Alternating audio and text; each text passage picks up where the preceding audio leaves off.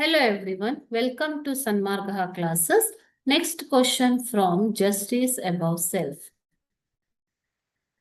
How did Algu feel hearing the judgment? Judgment ಅನ್ನ ಕೇಳಿ ಅಲ್ಗುಗೆ ಹೇಗನ್ಸ್ತು?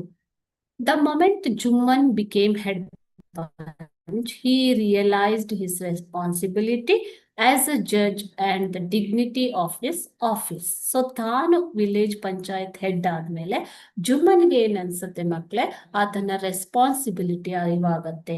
ಅದೇ ರೀತಿ ಒಂದು ಘನತೆ ಗೌರವವನ್ನ ಕಾಪಾಡಿಕೊಳ್ಬೇಕು ಅನ್ನೋದು ಗೊತ್ತಾಗತ್ತೆ. Sitting in high place, he could not make his revenge and did not allow his personal feelings. So ತನ್ನ ಒಂದು ರಿವೆಂಜ್ ಅನ್ನ ಆತ ಬಿಟ್ಟುಕೊಟ್ಬಿಡ್ತಾನೆ. ಅದೇ ರೀತಿ ಯಾವುದೇ ರೀತಿಯ ವೈಯಕ್ತಿಕ ಭಾವನೆಗಳನ್ನ ಆತ ಇಟ್ಕೊಳ್ಳೋದಿಲ್ಲ.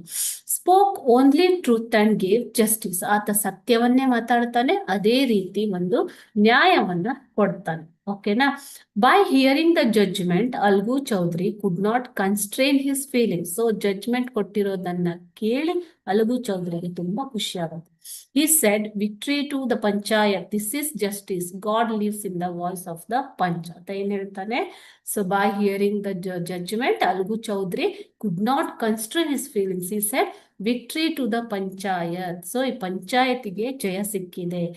ಇದು ನ್ಯಾಯ ಅಂದ್ರೆ God lives in the voice of the ಪಂಚರ ಒಂದು ಧ್ವನಿಯಲ್ಲಿ ದೇವರಿದ್ದಾನೆ ಅನ್ನೋದು ಈಗ ಗೊತ್ತಾಯ್ತು, ಪ್ರೂವ್ ಆಯ್ತು ಅಂತ ಹೇಳ್ತಾನೆ. ಓಕೆ.